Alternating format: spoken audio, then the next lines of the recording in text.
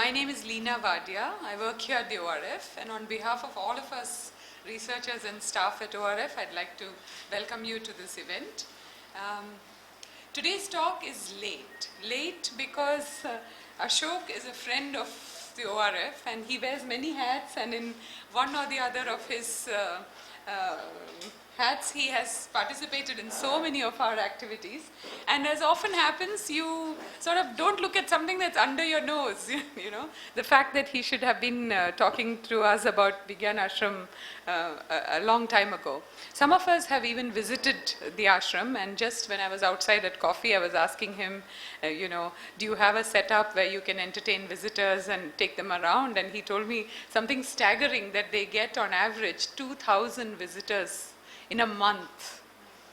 That's really stunning.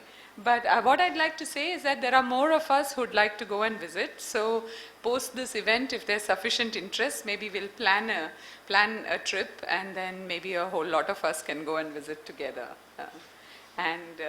Without saying any more about either Ashok or his talk, I'm going to let him start, because there's going to be a talk followed by a movie and then Q&A. Okay? So thank you.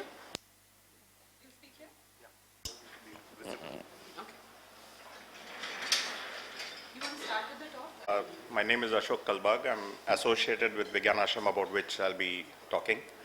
I thank ORF and the team for giving me this opportunity to present what Vigyan Ashram does.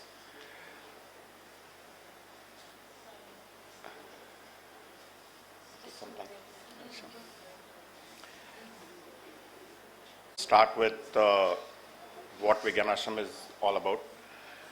Basically, Vigyan Ashram was started as an alternative form of education, because the formal education system which we have in India today, on an average 80% drop out before they finish schooling, 10th.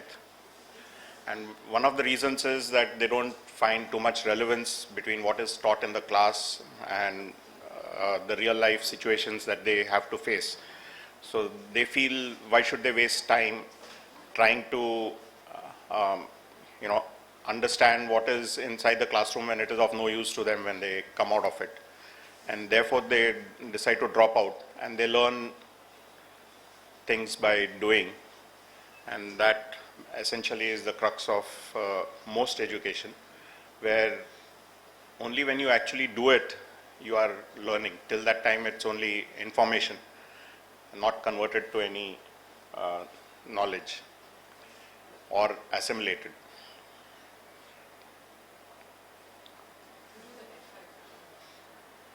F5.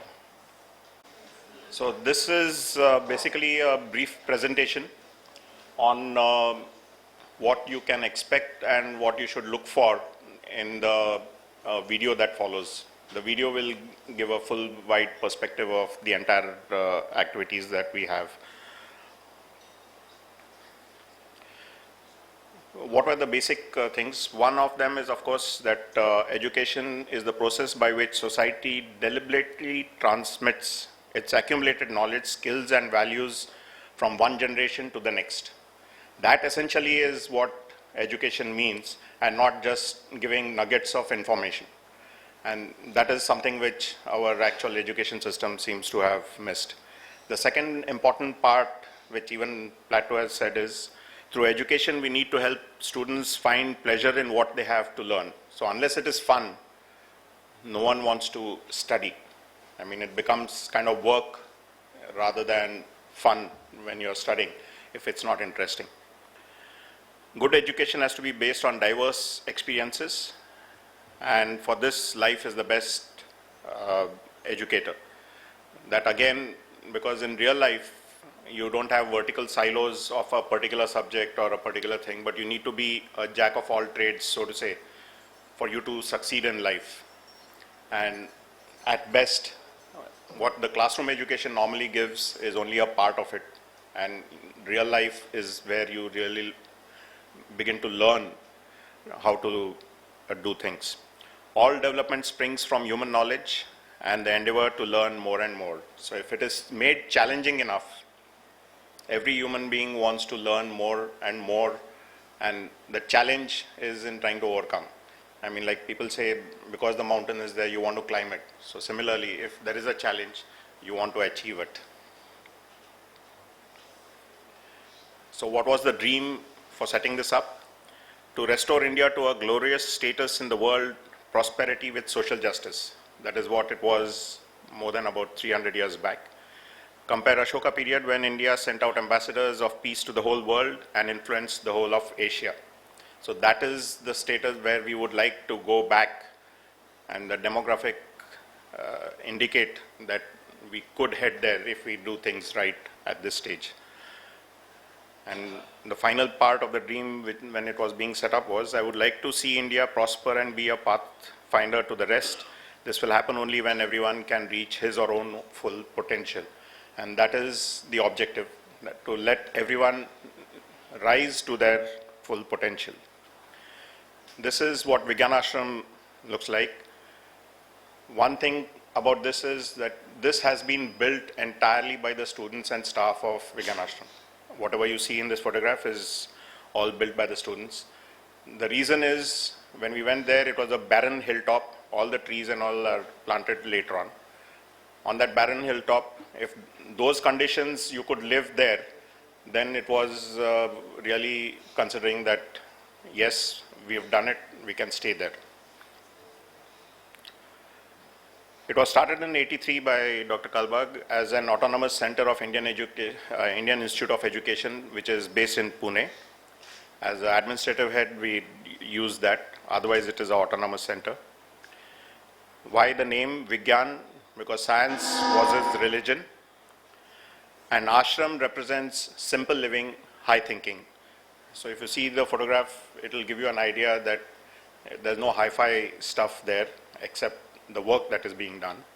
But if you look at the thing, the ambience there is like that of an ashram, simple living, high thinking.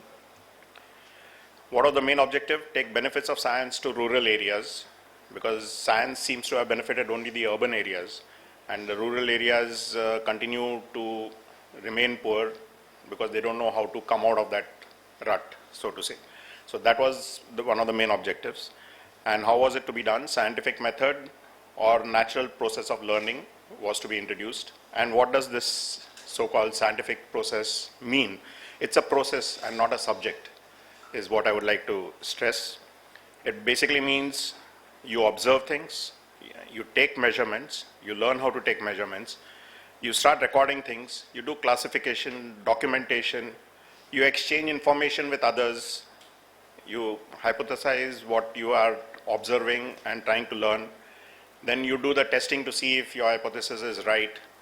This is the scientific process, and then you go back and restart all over again.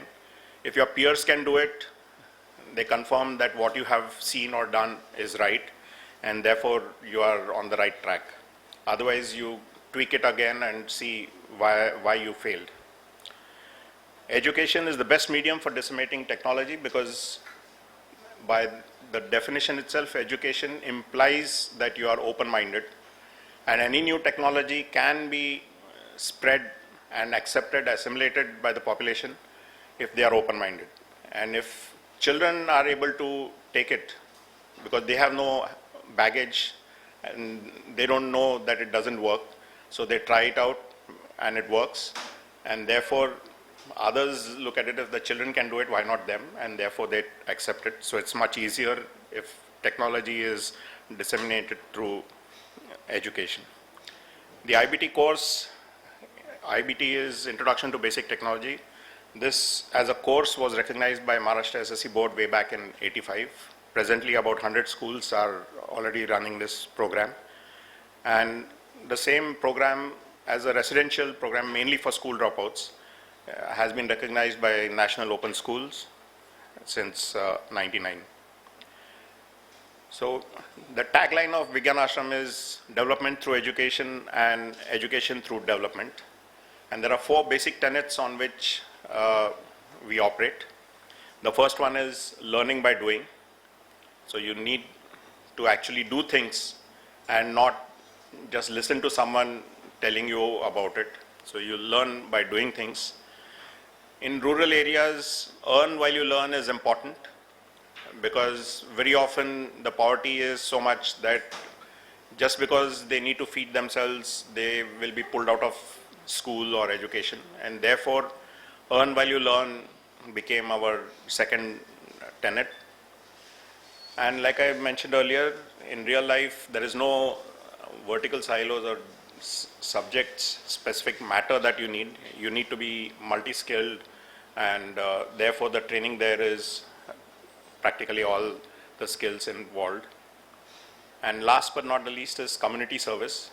The community service keeps you focused on what the community needs and not some esoteric research which has no relevance to the community and they lose interest.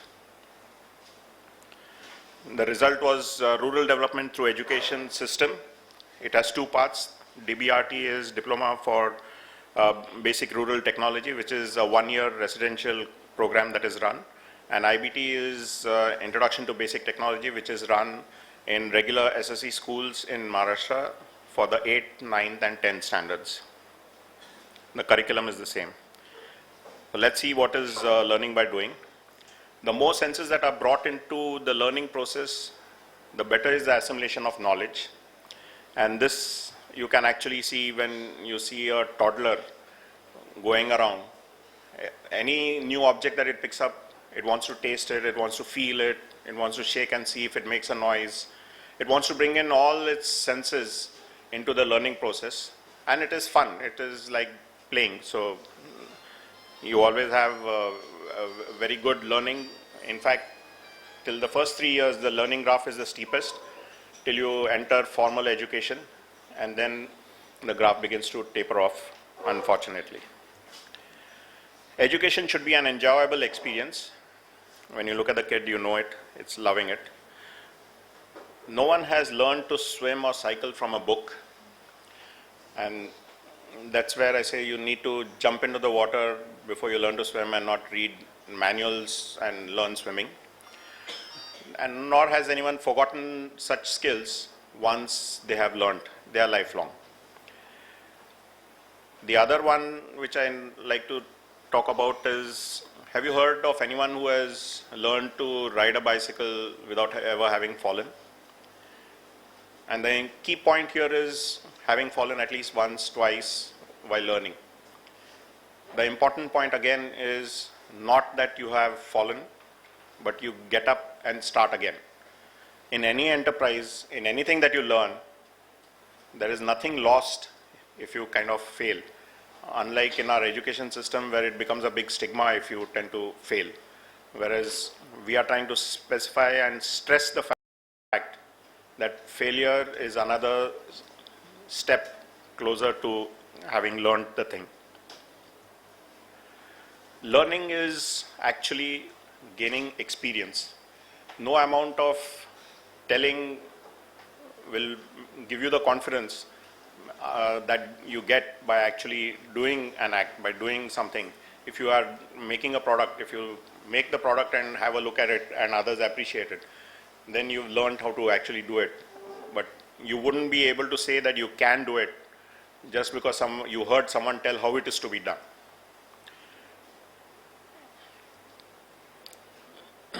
Then earn while you learn. It sensitizes the students to the value of labor. So they don't think you are a blue collar, white collar or any other collar worker, but everyone respects that labor is important. Everyone has to do it. Rudiments of commerce are inculcated. That is because every time you start doing some things, as we go along, you'll see how methodologically they are taught how to keep track of the costing and everything. So commerce automatically gets, without bringing in the terminology, they begin to understand what is commerce.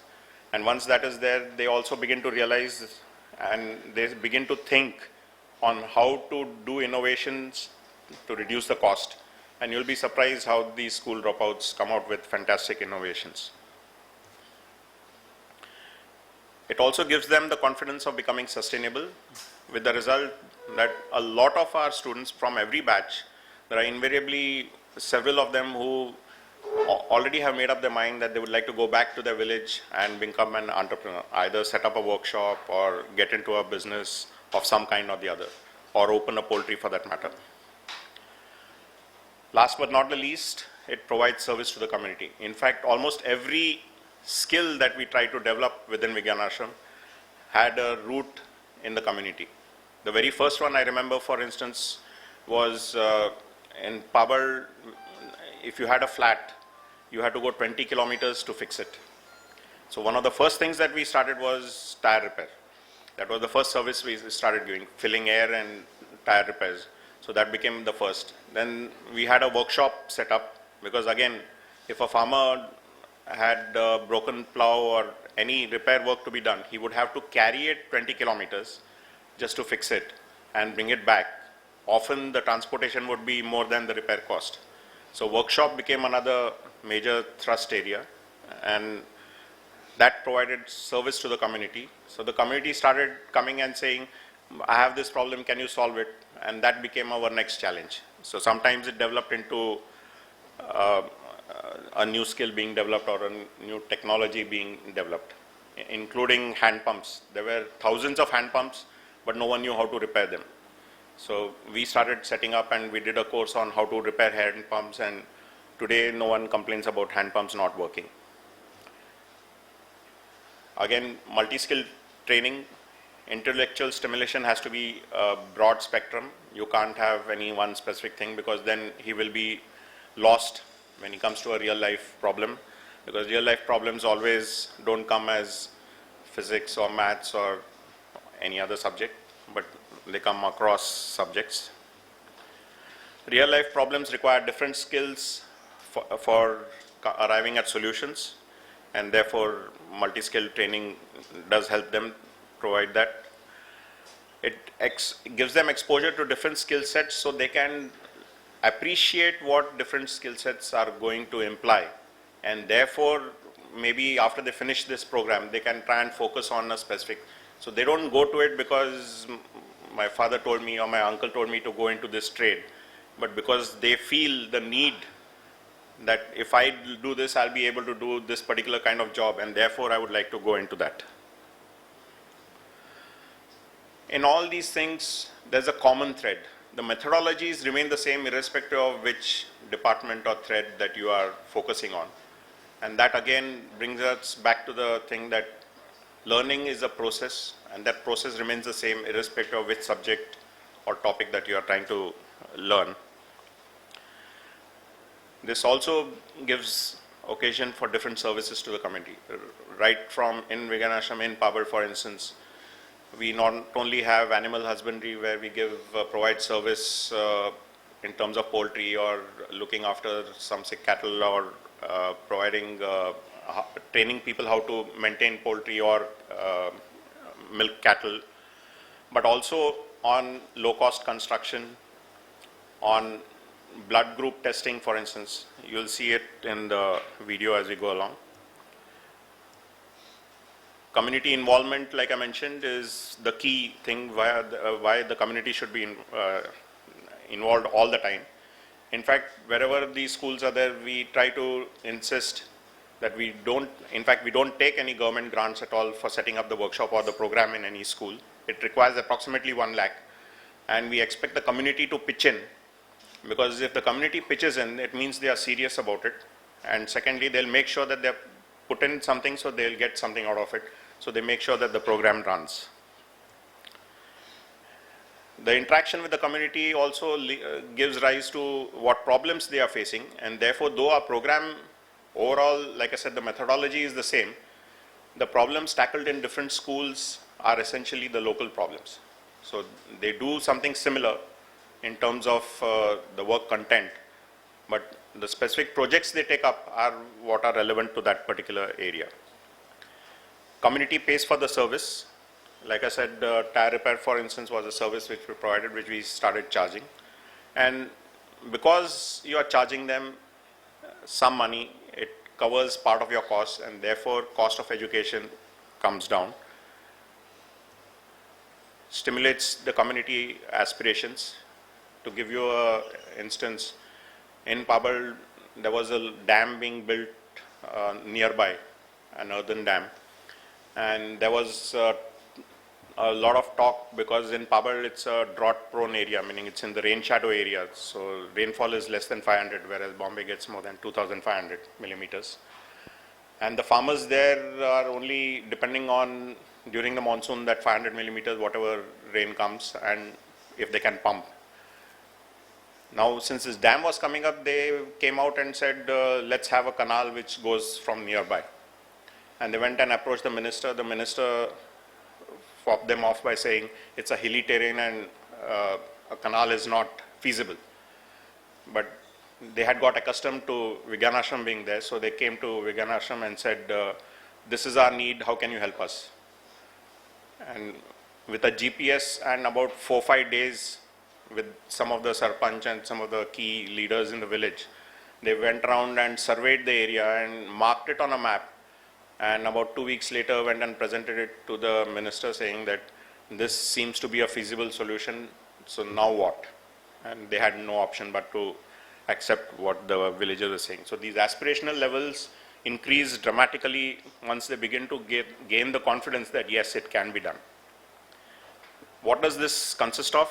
It's in 4 parts: mechanics and materials, energy and environment. These are the inanimate part of the curriculum. Home and health, agriculture and animal husbandry are the animate part of the curriculum. All the students go through about 3 months in each of these sections, and then they rotate. So the facilities are actually utilized by all, and everyone gets a chance to do all of it. We do not differentiate between girls and boys. Everyone does all the work. You will see it in the video. In all the courses, the stress is on recording, costing, accounting, documenting, dissemination, etc. All this prepares them to become entrepreneurs because they are virtually being entrepreneurs when they are learning. So they don't think it's a big deal when they go out, and that is one of the reasons why they all tend to become entrepreneurs. Just to give you an idea, when a poultry course is being done, typically it's about 3 months for a 1-day-old chick to the market, broilers. Each student has to keep a record of the weight gain on every day, how much the weight has gained of that chick, and how much feed he's been giving the chick. With the result, they start plotting a graph. They don't know about graphs. They know how to measure. They have been taught how to measure. So they just go on putting points on the graph. As they see the graph rising, they are very happy because of a lot of weight gain and everything. Then they begin to see that the graph tends to plateau. And that's where their thinking process kicks in. And they become so smart that sometimes they come out and say, oh, today is Tuesday. Should I wait till Friday and continue feeding without any weight gain? Or should I sell it today and cut my losses? The reason is because on Tuesdays, the market prices are lower because on weekends, people tend to buy more chicken. So on Friday, the prices are apparently higher. So they begin to realize these things. They don't need an MBA to appreciate these market forces. It's learning by doing. These are some of the technologies that have been developed. Earth resistivity meter.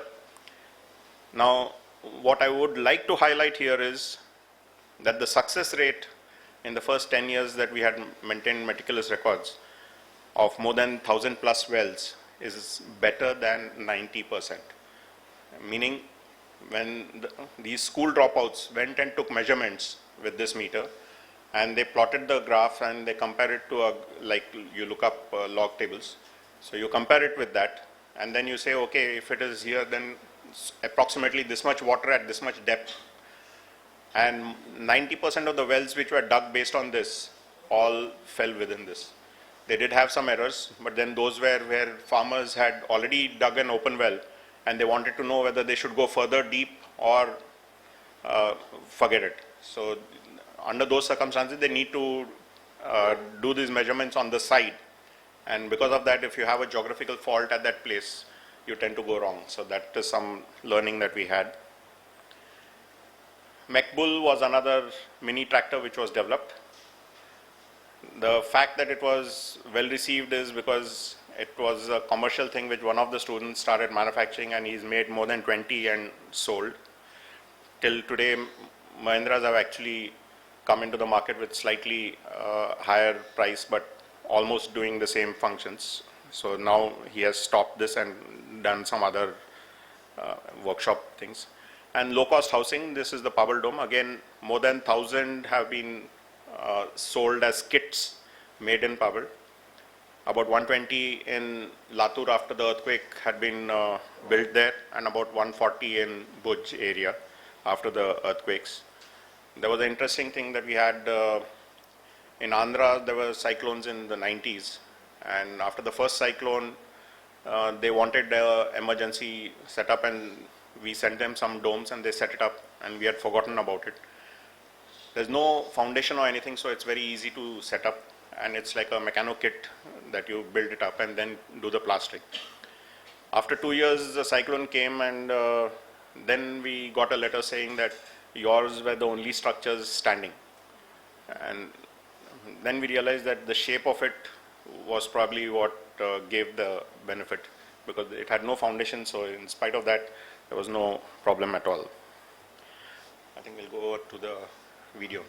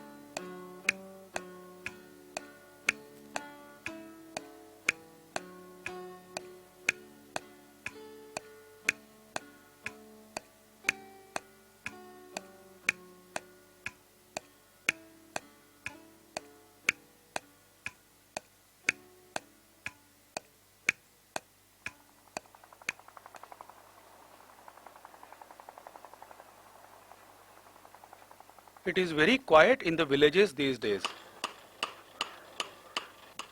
On one hand, there are no youngsters available for work, and on the other hand, they are not willing to work. Young people, although terms like high or appropriate technology are in use, ultimately what matters is whether technology is being used to benefit the common people directly.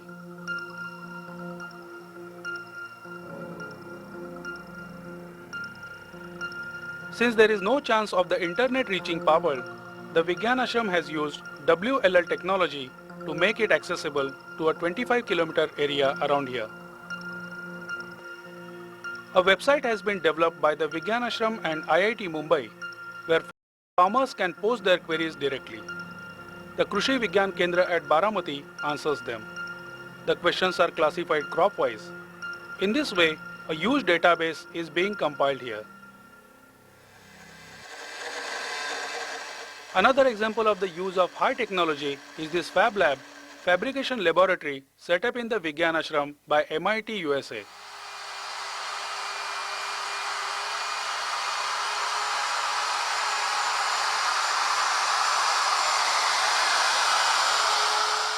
Here we have machines for making machines.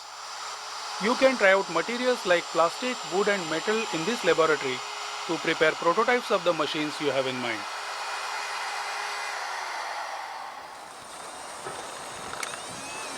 Many of the most pressing problems need advanced technology, not simple technology.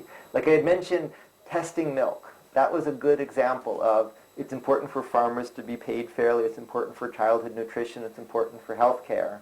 And Kalbag stressed that they just didn't know what was going on in the milk. So this is...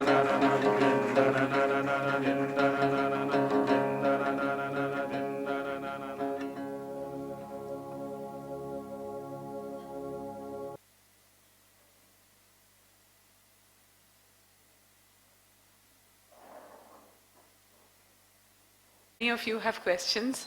So please introduce yourself before you ask your questions. My colleagues have mics with them, so please wait till you get a mic because we are recording these. Ashok will take these. And I work with the media, and I'm also an artist now. It was wonderful, the presentation and the film. So just one thing which I found missing is that you have not introduced arts in the curriculum.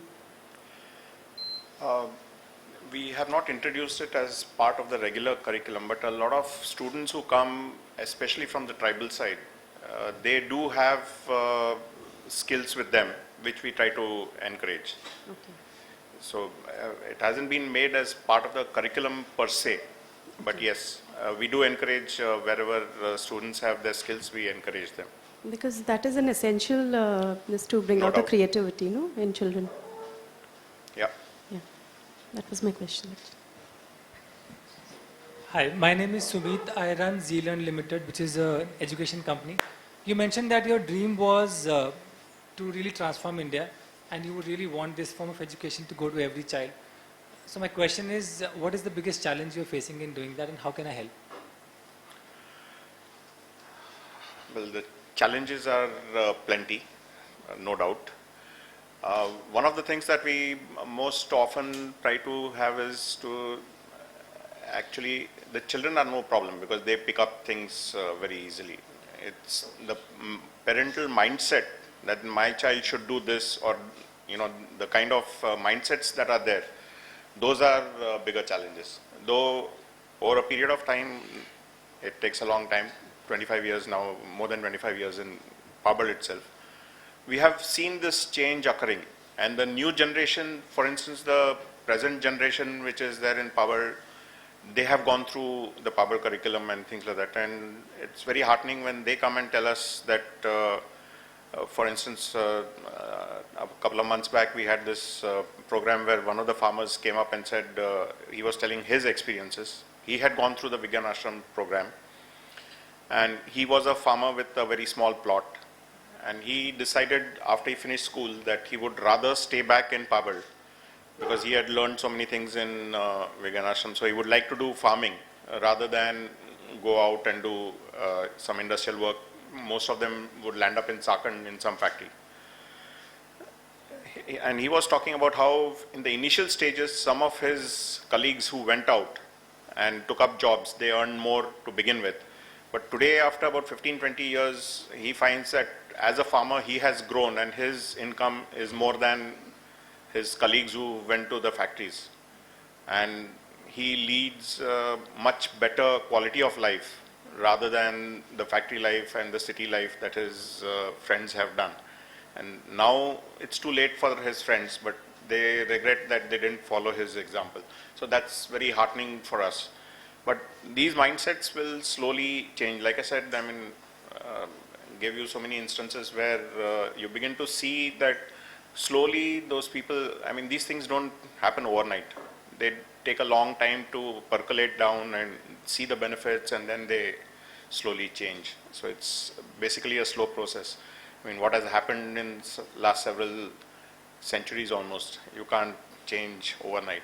It will take some time. Sure, just one more. So parental mindset is one.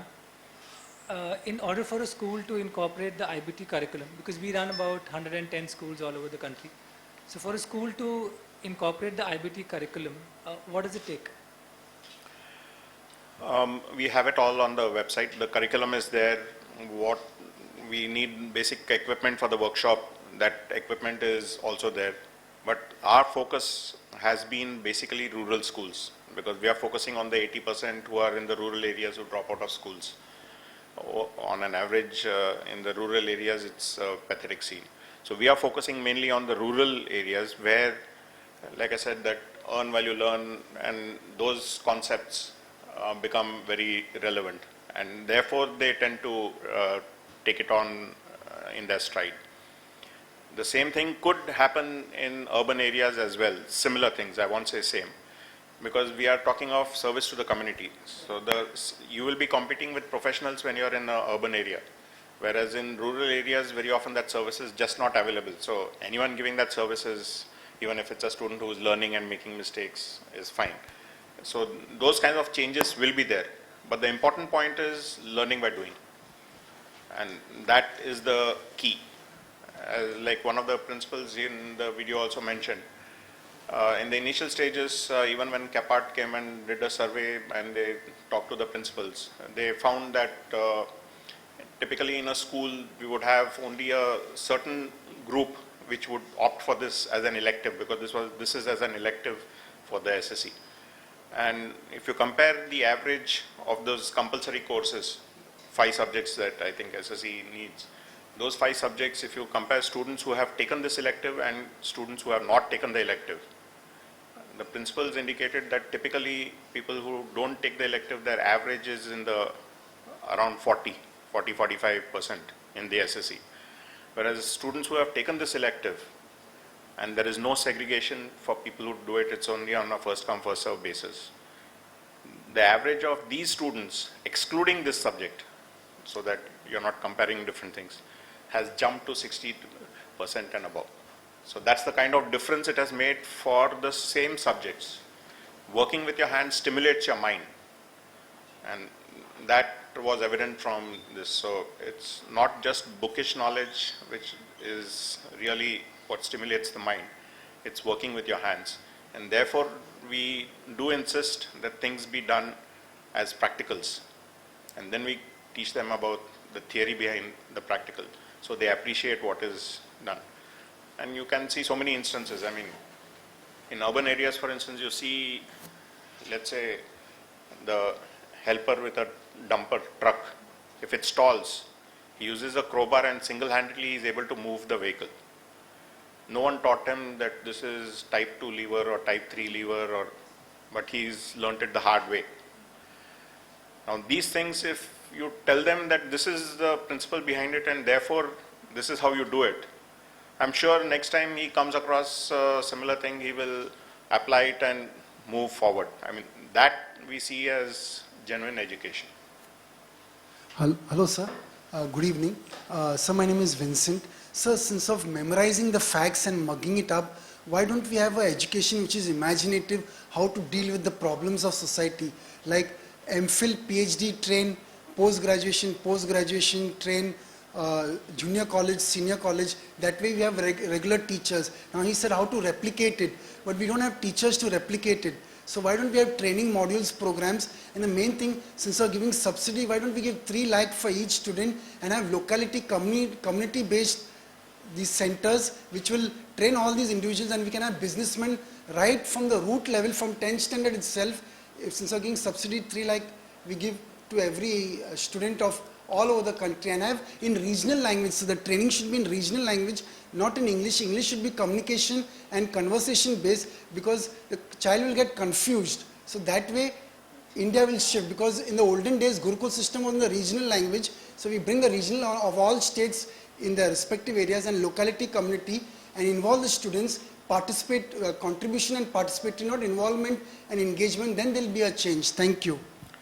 I didn't understand the question, but anyway, I think you've seen and understood what we are trying to do pretty well, because you kind of summed it up. The only point which I'm trying to stress here is language is no barrier.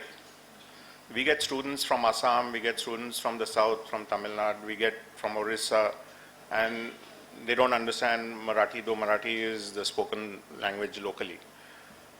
But because you are learning by doing, you don't need a second language. I mean, the language of actually doing things is good enough. And most of the kids, by the time they are there for about 2 to 3 months, they are fairly fluent in whichever language you need to work. All that they need is, we don't stress so much on the grammar or how accurate they are, but as long as they are able to communicate the thought, we think it is good enough. And that we find is perfectly fine. Language has never been a barrier to us. One other thing which I would like to definitely stress is, because of our program which is residential, as apart from the regular school program that we're talking about, we have the advantage that in the evenings we have all of them before dinner, about an hour, they come and sit together. They do some meditation, so that helps. plus they have what we call suvichar or thought for the day. Every day, every one of the students is compelled to say at least a few words on the thought for the day. The thought for the day is put up in the morning, so by evening they know that what they need to think about or talk about. And you'll be surprised at the amount of confidence it gives them. Many of them, for instance, have no clue on some things called ethics, for instance. But once they come there, then they begin to realize, oh, I shouldn't have done this, but I did it. So is it okay now if I don't, now I understand, so I'll not do it. Now these are things which they come out with openly. And that we think is a major part of the education that they get. Like I said, it's the value system and everything that goes along with it, which is important, and not just the particular skill or what is being taught to them in the classroom or in their activity directly. So even these things make a big difference. They're staying together, all that really helps.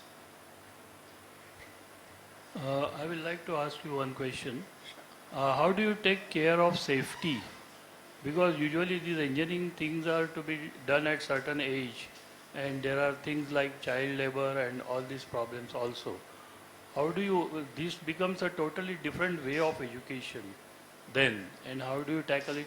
And does it need a very tight monitoring, or how do you manage this with these people? Because ordinary school will not be in a position to handle it this way, though it may be useful. Or, and how it should be, technical schools are there the way big difference. But otherwise, this is a problem, I feel. I would like to differentiate when you talk of as child labor or use terms like that, because I don't think anyone as a child will not do some labor if it wants to survive. You can't be in a straitjacket, so you need to do. What is wrong is exploiting. Because he is a child and he is not able to defend himself, if you try to exploit, that is wrong. But we are doing it. Yeah, so when you're learning, you are learning safety as well. So it becomes ingrained.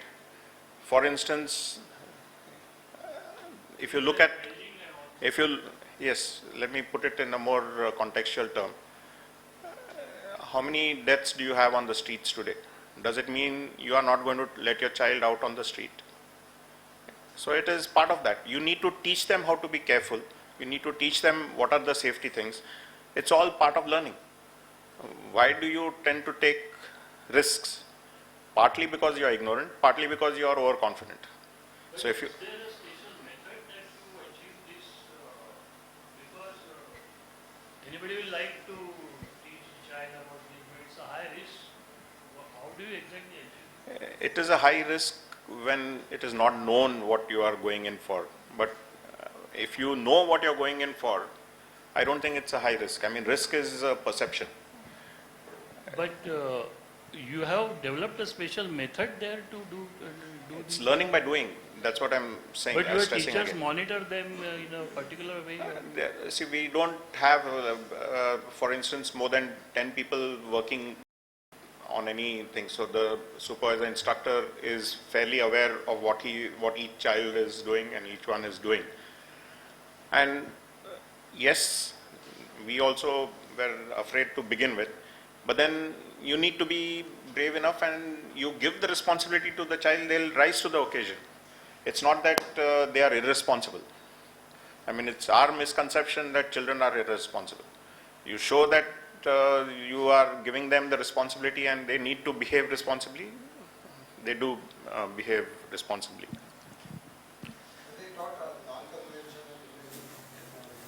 Certainly. You saw the biogas plant that we have.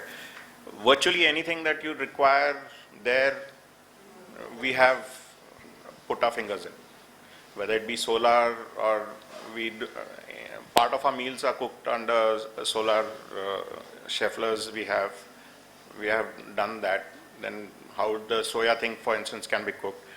We always, like I said, because we are in touch with the community, we try to figure out what is it that the community can do and what are their problems. and try to address them. For instance, solar cooking is slow. In urban areas, it will never work because you want to catch the 8:15 fast, so you won't be able to use solar and get away with it. Or the neighboring building puts a shadow on, so it may not work. So you really can't try to push solar down in rural areas, urban areas. But in rural areas, the similar problems are there. So you can't be very sure that it will always work. So you need to figure out what is the best way you can use the technology to help. And one of the things which some of the students have come out with the idea that in the village you have so many batat stalls. Potatoes everyone needs, boiled potatoes everyone needs. So why can't we, instead of selling them raw potatoes, why can't we boil potatoes with solar, which is independent of time, and then sell them that with as a value add? We have no cost other than buy the potatoes and give it back, or you ask him to buy the potatoes, we cook it and give it back, and he pays us for the boiled potatoes. Now, these are things which students come out with ideas because they are in touch with the community. Now, if you come out with things like this, I don't see any reason why it should fail. And again, he can always go back to his regular method during the monsoon or at odd times. But once you get into the system, you come out with your own solutions. That's important. If the government says use solar, therefore you must do it, no one does. And that's one of the reasons why you find so many biogas plants which have been installed by the thousands, but beyond a few months they don't work because they have been kind of thrust down. So if you find that the local people, you show them that it works, it helps them, it saves them money, they wouldn't mind doing it. Why wouldn't they? We have developed so many LED lamps now. LED torches, for instance, which we developed and started selling for 25-30 rupees, you get one which will run for 50 hours. Those our students are making them regularly in most of the schools now because that's part of their project. So things like this which are bound to be useful to the community, there's no reason why they will not accept it. What they don't accept is things which you try to force it down their throat, saying that no, this is high technology, it has been developed here by the person sitting in the AC research lab, but so it should work with you. They don't. Sir, my name is R.V. Purohit. I am a postgraduate in industrial engineering. I have done my electrical engineering also. I think that I should join your institute for getting further training. I'm just saying that you are doing a useful work. One question I have got in my mind, that somebody said in that video that these are pushed out. Have you got any pushback system? Vigyan Ashram is not a push system, like I said. Vigyan Ashram is a pull system. I know. So we want it to be a pull effect. That is why, though it has taken us 25 years, we haven't tried to force it down anyone's throat. People have seen what we are doing, they have liked what we are doing, and therefore they want to replicate it. No, my question is not that. My question is that these students, some of them will be so bright that they can go to MIT and teach that fellow, that router machine that he has put it here. Yes. Why not? It does happen. Now, how do you do that? I mean, can you integrate in such a way that some of these persons can go back to the higher education? They do. I have one question. Just.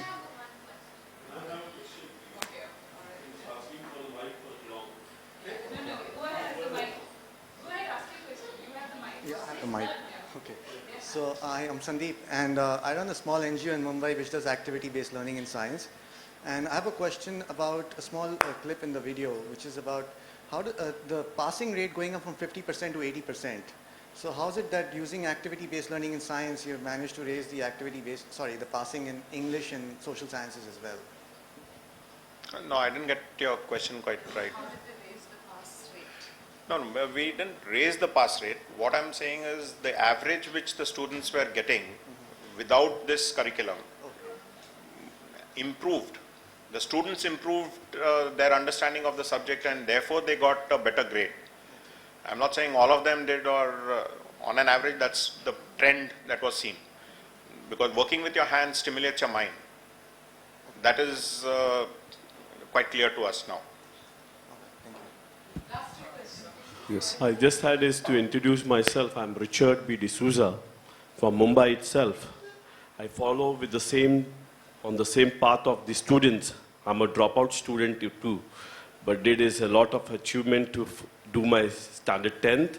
And later on, I do work in India, in Chhattisgarh, Orissa, Jharkhand and Madhya Pradesh.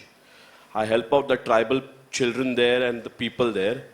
The most touchy thing what I liked is to ask you is what way those youngsters can coordinate and work with you. And plus, we have got is the tribal people who are farmers have a lot of problems for drought of, for bowels and all. So that, if I can get your assistance help, that will be a big favor for me. Sure. In fact, we do have students from Jharkhand, Chhattisgarh, the Northeast, Manipur, you name it, and virtually every area is represented. Sometime or the other, people have come down. What we normally suggest is that you send us some key students whom you have identified as maybe forward-looking in that group, who are willing to stay where they are, because we don't want people from outside to come there and then teach them. You send them to us, let them do the course with us, they'll learn everything from us, let them go back and then set up let's say a replicate Vigyan Ashram there, because what we are teaching them is the methodology and the processes. What they need to learn there is taking the local conditions, they need to find solutions to make things better for them there, which we can't obviously do it here. But once we teach them how to learn to identify the problem and solve it, come to solutions, they'll be able to do that. Any soft help that they need, meaning if they want a query or if something like that, we are always there to give them backup support. We do have instructors who will visit there once in a way. I request you, sir, that our children, our youth over there are very poor. They are not affordable to because they are literally hand to mouth. Hand to mouth. They even don't have sometimes one time meal to eat. Our children are so poor, the tribal children are so poor, they cannot afford. And the parents, due to financial crisis, they have to discontinue the children's studies. And the government over there in Chhattisgarh, Jharkhand and Orissa, the politicians are ruining that state. And it is for me to share as an Indian, they are my children, they are my children. So it hurts me when I go and work for them. So I want your help, sir. Certainly. Yeah. Like I said, you can get in touch and send the students. We will train them and they will be able to set it up. We already have got students with us from places like Jharkhand, Jawar, another tribal belt here, Gadchiroli, and we are setting up centers there with the local people who get trained with us. And whatever support is required, we do give. Like I said, one of the things in our this thing is that we do not ask for too much funding, because earn while you learn is one of the key things because of that very problem. And therefore, even when they are studying, they will begin to earn. Namaste, hearty congratulations, sir. I am Harshavin Merchant from SNDT Women's University. I am teaching this Gandhian philosophy in my classroom in theoretical way, and I have seen in practice you are really implementing that. Sir, I want to ask you, suppose if my students, those teacher educators, want to come for the internship over there and have the networking with them, will it do, suppose for 15 days or 8 days, will it serve any purpose? And another thing, what diploma courses, what you have told for 3 months, suppose if during vacation period... They are not diploma the way you understand it. When we say diploma, it's only a certificate, meaning it's not diploma in that sense. Okay, thank you. But anyone who wants to do a kind of project or any work there is welcome to do it. We all the time keep getting students, not only some of the local students, but even from the US, people would like to come down here to stay for a couple of months and work here so that they get the work experience. So Sure. It's available on YouTube. You can download it and view it anywhere. Hi, my name is Preeti Vyas. We have a trust in Gujarat. It's about 30 kilometers away from Ahmedabad, where we already do a lot of work for the women and girls in the rural sector. We don't have it organized the way you have it, of course, but randomly we keep having courses where we try to impart skills to them so that they acquire the skill and then they can further use it for their family income. And this is for families which are BPL, which is below poverty line. Now my question to you is, if I were to replicate Vignan Ashram in Gujarat, how would I take it forward? Like I said, basically we would want 3 or 4 or 2 or 3 people first and foremost come and stay with us and undergo the course themselves. The 1-year course? The contents of 1-year course. Okay. Yes. So sometimes we do it, if there are 3 or 4 people, we say, okay, each one go through one section. So in 3 months they cover, that is between the 4 of them, they cover the full year's thing. Depending on what are your needs, we try to adjust it according to that. And then when they go back, we can give you all the details required as to what is the kind of curriculum or what is the kind of equipment they'll need or whatever it is that they need. And then they can go and start doing what they have learned here. And once they start replicating, in case they have a problem, today mobiles and communication is not a problem. So at virtually no cost, you can communicate and we can solve problems, or if required, even our instructors and people can drop by to sort out any specific problems. So depending on what is it that you are interested in, like I said, it's going to be a pull thing. Unless you come and demand out of us, we are not going to say, no, do this. Because you need to identify, you need to see the benefit and proceed. Okay. Thank you. Just out of curiosity, I want to know if you tried this system with any. Okay, with any, have you tried the same system with any special children? I mean, children with special needs who do not fit into the regular system or taken out of school because they cannot cope, like maybe they are dyslexic or dysgraphic, or, you know, have you had an experience with any of these type of children? Let me put it in a slightly different way. These children are school dropouts, and in that sense, they are special children to us. But if you are talking about physically challenged children, we haven't really stepped into that space as yet, because 80% who are normal are not able to cope with the system, educational systems. That is why we want to introduce this and make it more common. And then, of course, because the special children need special needs, which we will not be able to cater to, because we are not trained or we are not focused on that area. But if you think you have children like that who can, the system will remain the same. That's not going to change.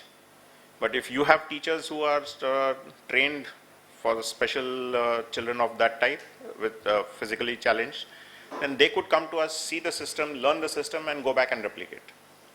But we ourselves are not able to do it because it's too much of a challenge.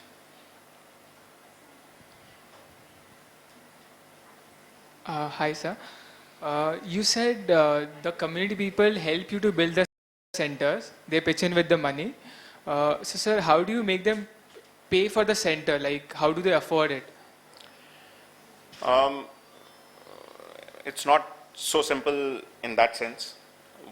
Basically, when they see that if this particular village and this school and these children are doing so well, they want their children in their own village also to do well.